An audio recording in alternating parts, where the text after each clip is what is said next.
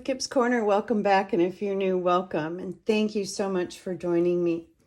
I'm getting started on a new journal, and this is actually going to be a journal using the, what is this called? Mycologist. The Mycologist Notebook, if I'm pronouncing that correctly. There's the bottom. And it's mushrooms. It's a study of mushrooms. And it is a tall, skinny journal. And so I've got the pages printed out here, and I love the colors. I love the grunge, right up my alley. This is going to be awesome. I'm excited. And I've never done a tall, skinny journal before, so I'm equally excited for that. But let me tell you the backstory here. When I first started working on this cover, I was originally going to use Tracy's, and her Etsy shop is Love Junk Journals, Tracy Foxy Creative. I was going to use one of her other new kits, and it's another compendium kit, and it's called Compendium MK7. Believe it is called Vivid Florals, and they are vivid. And I printed the whole thing out, and look, isn't that gorgeous? I love the butterflies. I love the floral images. I will use this kit. I've printed it out. It's right here. I will use it. But as I had this idea to create dimension down in a window as opposed to lifting everything up. And as I started working on this, it took a different direction. It just didn't go in a vivid florals direction. Rather, it went in a grungy nature direction. And I started with this piece. This is an old book cover, and I put a coat of matte medium on it to seal it. And then I created this piece, and then I created the scene inside this piece. And this is all metal. This is a butterfly from Finnabair. These are just these rusted metal cuts. And this is a leaf, a handmade leaf from an estate sale. That the estate sale was a husband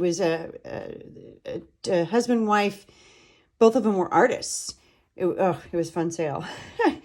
And I think it was the husband was a sculptor. And so this was a piece that I picked up from that estate sale.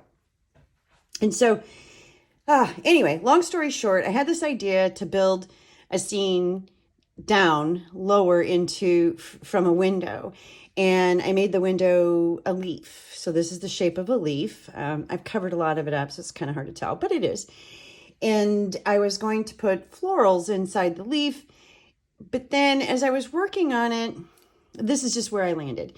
This fabric here is from Seth Apter, from his new line of fabrics, and I just love it. And I loved the colors and the rest and everything going on with this piece. I have a couple different pieces, and I'm really excited to use all of them. And then the fabric here in the back is from Tim Holtz, and I love, the grunge. It just felt like it really worked well together, but it didn't work well with the Compendium MK7. And I've never really done this before. I've always kind of, I've never changed direction like this before. But after I started this, Tracy came out with another new kit. And that is it's the Mycologist Notebook. And you can just see already, I think, that the colors, I'll flip through this. The colors of this kit are going to absolutely play so well with, and I've backed these with other pieces of the kit, going to play very, very well with what I've got going on the covers. So I'm going to do the Mycologist Notebook as my next design team project, the next journal I work on. And so I'm really excited. And it, like I said, it is equally just an adorable kit. Tags, pockets, die cuts, full pages, tons of images, just lots of really fun things to work on in here. And I won't flip through all of it, but you get the idea. So go to her shop, check out both of those kits, Compendium MK7 Vivid Florals and the Mycologist Notebook.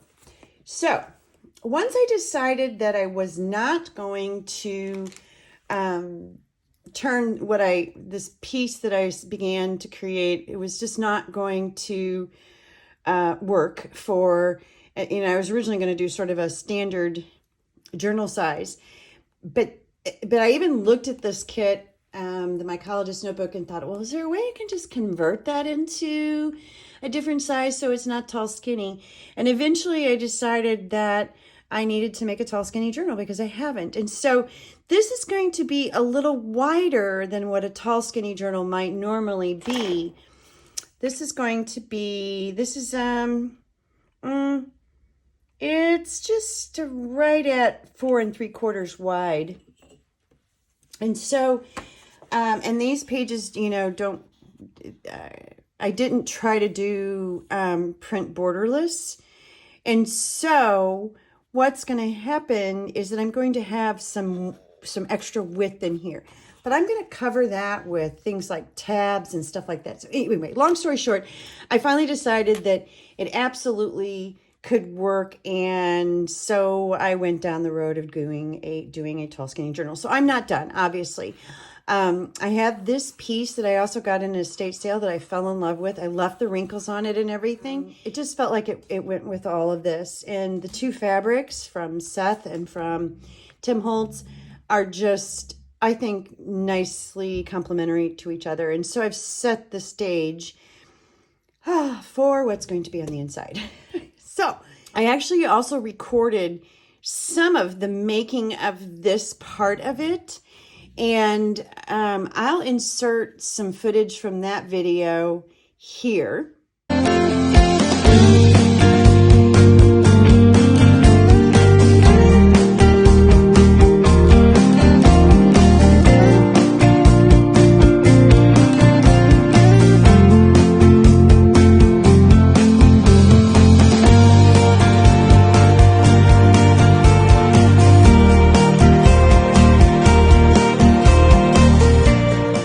So now you've seen that footage and you know that this is just chipboard, dowel rod, and I cut this out and then I trimmed it with this. This is just some jute, and this is paper in the background. Nice grungy. It's actually from the book. It's like the fly sheet from this book. Just a little wire, then the jute I used around here. And then just a brad, and there's a little tiny bit of sewing down here. So that's where that landed. And then I actually carried the jute that I used here over to create these hubs. And these are not normal hubs. They're on the outside as opposed to the inside. But I wanted that jute to show. And I've done that before on other journals. And I like the look when it's this kind of grungy thing going on. Anywho, okay, so now I'm trying to finish the journal, and I was going to do an original size journal, and so this piece is not, it's not as tall and skinny. So what I'm going to do, I decided, is I'm going to put it about-ish there, and then I'm going to add a little more down here and sort of extend this piece. And what I've got so far is another piece of that I love so much, my wood rulers that I've just popped off, and the back is equally as nice, but I think I'm going to use this side.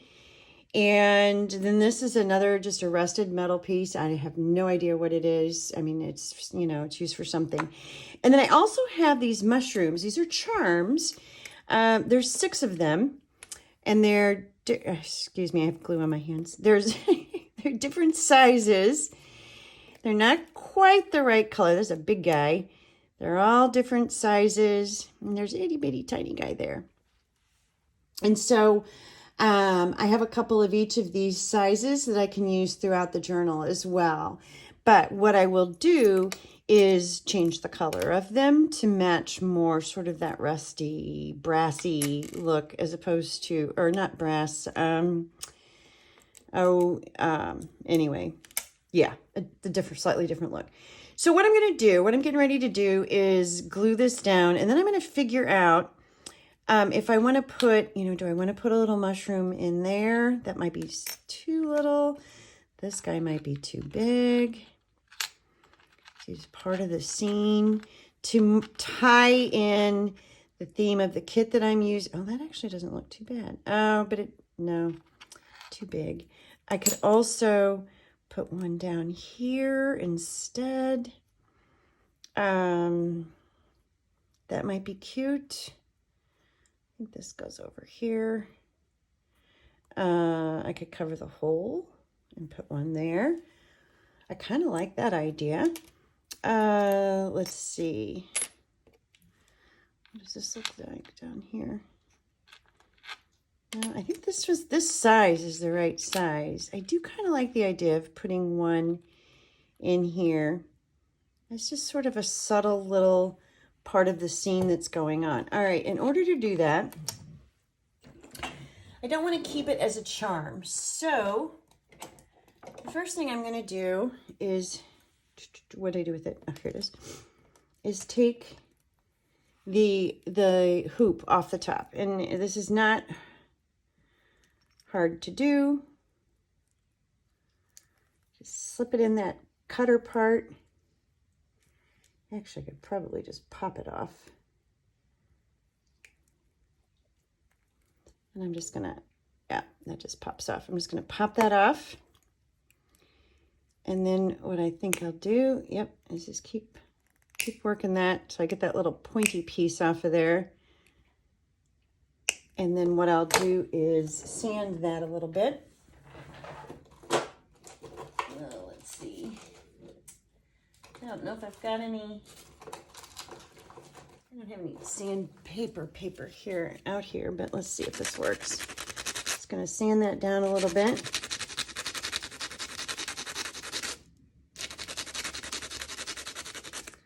There we go. And now not only is it's not sharp, it's also completely gone. There you go. So I think I'll put him right there. Just as a part of, or maybe he goes over here a little bit more. At least that's where I'm leaning. Okay, so that's one. If I don't put him there, I'll put him somewhere else. Oh, that's cute. But I also like the idea of one being down here. But I want it to fit on there. A couple of these guys are a little big. I kind of like the, ooh, I kind of like that. Let's pop that one off too. Let's see what happens. So I'm just grabbing my jewelry pliers here, my flat nose, grabbing hold of that ring and just bending it. And that'll leave just a tiny little, you can see that, leaves just a tiny little nib up there at the top, and that's what I'm sanding off. And it comes right off. These charm metals are not, they're not,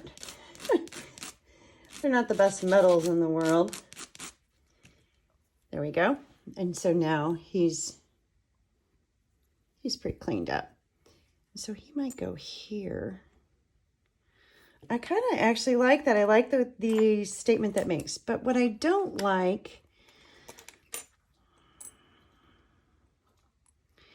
I don't know, the little one's pretty cute too. So let's do that one too. And I have a couple of each of these. So if I want to use one as an actual charm in the journal, which I will, I won't take the ring off of all of them. That's a little rough yet. That's pretty good. A little there. This one's actually harder to, there we go. It's harder to hang on to because it's small. So I was thinking, the only problem with that one is it doesn't fully cover the hole unless I drop it down.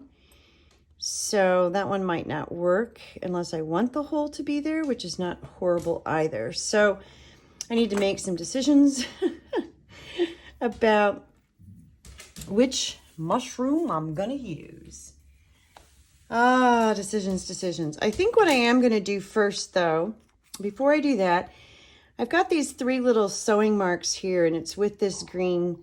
It's a heavier thread, like an embroidery. And so what I think I'm going to do is wrap that around one side of this. This actually might make the decision for me. And so that I'm tying, you know, kind of tying those 2 pieces together. It was still on the needle. I wouldn't normally feel like I need a needle to do this, but it was just still on the needle from when I sewed it onto that fabric. And I think that looks pretty good. Yeah, I like that. Okay, so let's tie that off back here.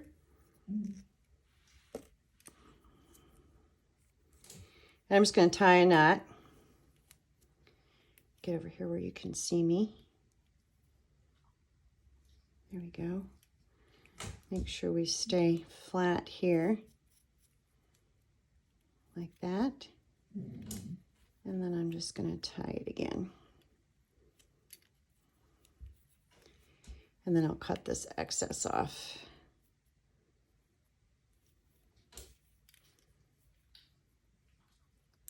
I just want to make sure my knot is on the back side, is all I need to do. And then that is ready to go. There we go. And that looks pretty good. I like that. Just an added little tiny detail. It just kind of adds a little more interest to the piece overall. And then I cut it off, and then I'll put it on here like that. I think about like that. And now I can decide, maybe it makes more sense to put that one on there now. I can kind of tuck it so it's touching that piece. And I like that. I think I like that better. That size is subtle, and it just sort of finishes off the piece. Okay, but I don't think, I actually, you know, the truth is I don't mind that it's gold, or antique gold, whatever that is, because I've got that brad up there, and it's sort of you know, it's at the angle. I like that. That's going to work. But what I am going to do is add just a tiny little bit of wax up here at the top where I sanded it. Let's see. I'm going to get my vintage gold.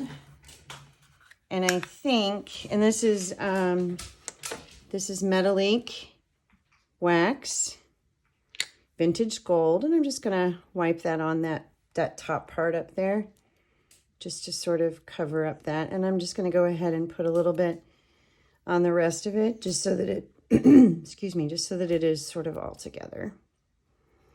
Not a lot, just a little tiny bit. That'll help hide where I sanded it. If I can get enough on there, there we go. Now it'll help hide where I sanded it. And then that can sit there. Okay, I think that's what I'm going to go with. I think that's it. All right, so now what I have to do is glue the pieces on. Let me put this away real quick.